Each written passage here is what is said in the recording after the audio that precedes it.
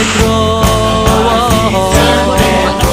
Okay lang sa akin kung ako'y debo na, basta't ikaw ang lagi kong kasama. Kaya ale, nasa langit na ba ako?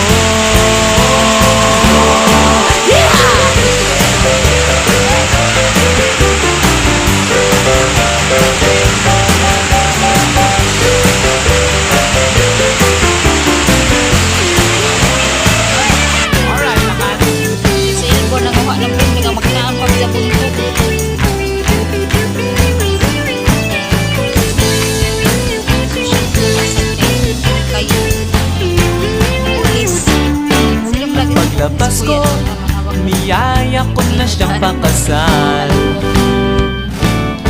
Inanggihan niya at nasabi may asawa na siya.